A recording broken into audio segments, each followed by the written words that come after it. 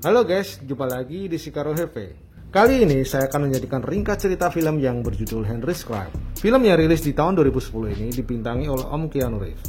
Cerita diawali di malam yang suram di salah satu sudut kota New York. Henry, seorang penjaga gerbang pintu tol, menjalani shift malam. Henry tampak bosan melamun karena sepinya jam malam yang sedang dia jalani. Akhirnya beduk subuh pun tiba, yang berarti jam kerja Henry selesai. Tanpa semangat, Henry pulang disambut istrinya yang sudah menyiapkan sarapan dengan ekspresi basa-basi seperti biasanya. Saat sarapan, Debbie bertanya, Do you still love me? Henry tentu saja menjawab pertanyaan retorik itu sesuai harapan istrinya. Of course I do. Debbie sebenarnya memendam rasa ingin punya anak, tapi Henry, walau dia mengakui menyukai anak kecil, Henry merasa belum tertarik untuk memilikinya. Tiba-tiba terdengar suara ketukan di pintu, yang ternyata adalah Eddie, teman SMA Henry. Dan juga ada orang lain, Joe, yang sedang muntah-muntah di halaman. Eddie datang mengajak Henry ikut main casting, untuk menggantikan posisi Joe yang lagi meriang dan juga mereka kekurangan orang. Saat perjalanan menuju pertandingan, Eddie meminta berhenti mampir bentar di bank ngambil uang ATM, buat ntar beli gorengan sama es teh. Selain Eddie dan Henry, di mobil ada dua orang lain yang gak dikenalnya ikut numpang. Saat sampai di bank, Henry diminta tetap di mobil dan Eddie berpesan bahwa mereka nggak lama, jadi mesin mobil tolong jangan dimatikan. Saat mereka pergi, Henry menyadari bahwa ada sesuatu yang nggak beres dengan mobil yang disopirinya. Karena mobil dihidupkan tanpa kunci kontak, dengan kabel kontak disambung asal-asalan. Apakah ini mobil curian? Guman Henry. Eddie yang pamit ambil uang ternyata melakukan perampokan bank. Aksi perampokan Eddie dilakukan tanpa perencanaan yang matang. Aksi nekat ini mengakibatkan alarm bank berbunyi dan mereka terburu-buru melarikan diri. Saat Henry masih bengong, tiba-tiba ada seorang satpam bernama Frank mendekati dan menodongkan pistol. Henry yang gak tahu apa-apa hanya mengangkat kedua tangannya dengan pelan dan menyerah. Henry ditangkap dengan tuduhan melakukan kejahatan perampokan yang sebenarnya dia tidak tahu dan dia lakukan. Henry diinterogasi oleh polisi untuk menyerahkan nama-nama komplotannya. Tapi Henry hanya bengong dan tidak mengungkap nama siapapun.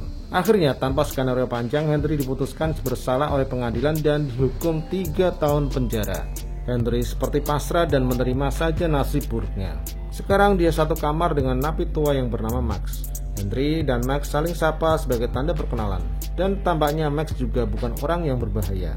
Max adalah napi penipu senior yang sudah merasa nyaman di penjara. Esok paginya, Max menjelaskan peraturan penjara dan bahkan mengenalkan beberapa napi lain saat makan bersama. Max juga memberikan nasihat ke Henry bahwa jika kamu mempertanyakan tujuan hidupmu, kamu harus menentukan dulu apa mimpimu.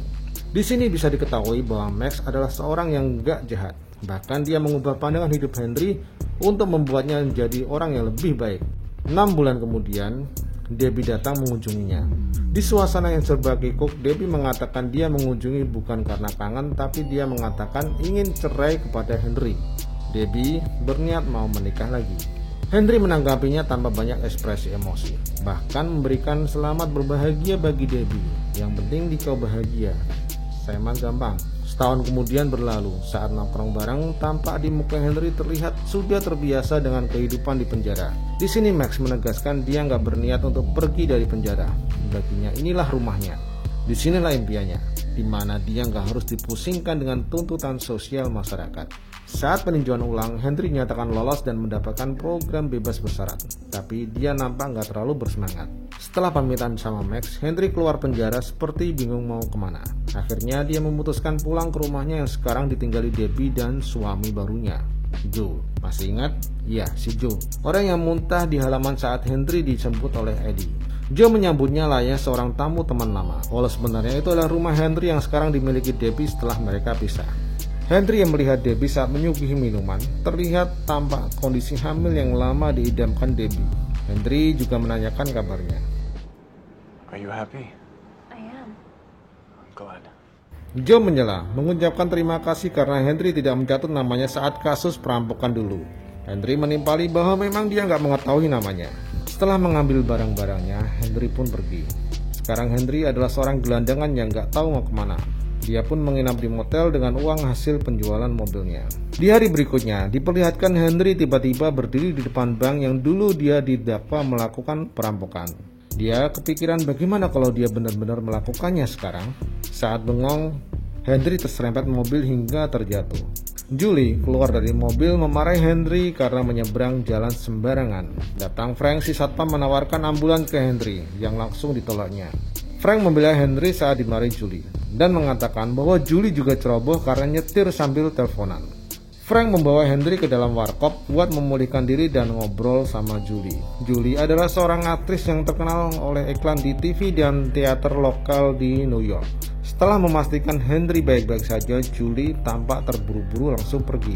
Setelah kepergian Julie, Henry ke toilet. Saat lagi kencing, perhatian Henry tertuju pada clipping koran lama yang memberitakan ditemukannya terowongan bawah tanah rahasia bekas penyelundupan miras yang menghubungkan teater dengan bank. Setelah membacanya dengan seksama, Henry mendapatkan ilham untuk melakukan sesuatu demi mewujudkan keimpiannya. Tapi pertama, dia mengunjungi Max untuk memberitahukan bahwa dia sudah menemukan mimpinya, yaitu merampok bank. Max bingung dan kaget bertanya, mimpi macam apa yang ingin merampok bank, dan menceritakannya ke orang yang sedang dipenjara. Max tahu maksud Henry dan langsung menolak untuk bebas dari penjara demi merampok bank. Henry meyakinkan bahwa Max gak harus selamanya di penjara hingga maut menjemput dalam kesengsaraan. Dengan adanya Max, kemungkinan berhasil akan lebih tinggi dan mereka bisa bagi hasil nantinya. Max akhirnya mengalah dan bebas dari penjara melalui program peninjauan ulang bebas bersyarat. Henry yang menyambut Max langsung membawanya untuk diperlihatkan tentang artikel yang ada di toilet warkop. Max menyadari bahwa artikel itu sudah berusia 80 tahun lebih, yang artinya kemungkinan struktur bangunan bank dan teater telah berubah lama. Untuk memastikan, mereka harus survei lokasi di bank dan di teater. Saat di bank, Max menunjukkan keahliannya dalam berkomunikasi dan mendapatkan informasi keberadaan adanya terowongan tersebut. Lanjut di teater, Max berpura-pura sebagai mantan aktor yang kemudian diperkenalkan Henry kepada Julie. Dengan bantuan Julie, mereka berdua bisa masuk dan Max leluasa mensurvei gedung teater.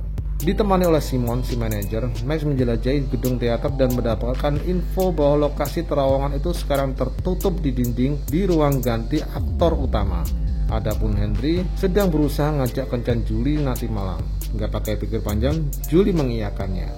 Malamnya saat kencan, Harry terus terang bahwa dia sebenarnya adalah mantan napi dengan dakwaan terhadap perbuatan yang tidak dilakukannya. Dan sekarang dia malah berencana melakukannya. Julie nggak terlalu ambil pusing dengan pengakuan Henry, dan sebaliknya malah terkesima dengan kemampuan Henry membawakan peran utama drama yang akan dilakukan Julie. Esoknya Henry pulang bareng sama Julie menemui Max dan bercerita tentang kencan mereka semalam. Max nggak percaya Henry dengan mudahnya mengaku ke Julie. Tapi ketika Max yang seorang penipu ulung melihat ekspresi Julie yang biasa aja, akhirnya nggak terlalu mempermasalahkan kecerobohan Henry. Bahkan Max mendorong Henry untuk mencoba memainkan peran utama. Tapi pemain peran utama sudah ada, timbal Henry. Bukan Max namanya kalau nggak pintar berumus lihat. Tiba-tiba pemain utama menyatakan mundur dan Henry mencoba peruntungannya memainkan peran utama. Awalnya Derek sang sutradara meremehkan Henry. Tapi setelah mencoba dengan arahan, Henry bisa meyakinkan dan Derek pun terlihat senang. Tanpa panjang cerita, Henry mendapatkan peran utama dan ruang ganti yang menjadi incaran Max. Henry dan Max mendobrak dinding dan melihat keadaan. Ruangan itu sekarang sudah buntu tersumbat tanah urugan. Max hampir putus asa dan menyarankan lebih baik nodong saja. Tapi Henry nggak setuju, takut nanti ada yang terluka. Melihat beratnya kerjaan, mereka beranggapan butuh tenaga tambahan. Henry pun kepikiran Joe. Mereka menemui Joe di warkop yang lagi galau karena bisnis MLM-nya Zong. Joe nggak pikir panjang menyatakan oke. Mereka mulai bekerja, di mana Joe dan Max menggali, sedangkan Henry harus tetap ikut latihan acting. Awal pekerjaan terlihat mulus dan lancar, sampai suatu malam mereka bertiga dicegat Frank. Frank yang dari awal curiga gerak-gerik mereka bertiga, mengatakan tahu tujuan mereka dan mau ikutan gabung. Frank ingin berperan sebagai orang dalam yang mengetahui jadwal dan kondisi di dalam bank. Ia beralasan dia pernah dikecewakan bank masalah uang asuransi pengobatan istrinya, dan juga Frank 2 minggu lagi pensiun. Tapi anggota komplotan gak berhenti di 4 orang saja. Joe yang mabuk ciu bocor mulutnya ke Eddie. Eddie memaksa ikut serta, tapi gak mau ikutan kerja ngegali. Dia maunya bagian bobol pakai las. Saat pengumuman jam tayang, Henry baru menyadari bahwa jadwal tayang teater bersama dengan jadwal kedatangan uang di bank. Henry merasa dilema dan mengatakannya ke Julie. Julie marah karena Henry adalah peran utama dan akan berantakan jika dia nggak ikutan. Di hari H, rencana tetap berjalan. Penggalian sudah sampai di bawah lemari besi bank. Setelah mendapatkan info dari Frank, Max memadamkan alarm bank. Sementara Henry tetap ikut bermain teater, sedangkan Joe dan Eddie mulai membobol lemari besi bank. Sesuai informasi dari Frank, uangnya benar-benar telah tersedia. Mereka pun memasukkan ke dalam tas dan membawanya ke ruang ganti. Di sini Eddie menunjukkan muka aslinya. Dia menjadi serakah dan ingin menguasai semuanya sendirian. Di saat Henry tiba-tiba masuk, Joe menggigit tangan Eddie dan Max menambahkan pukulan serta bantingan hingga Eddie KO. Setelah mereka mengikat Eddie dan meninggalkannya di terowongan, mereka bertiga kabur memakai mobil Joe. Henry yang masih galau tiba-tiba meminta Joe menghentikan mobilnya. Setelah berpamitan dengan Max, Henry lari kembali ke menuju teater dan menyatakan cintanya ke Julie.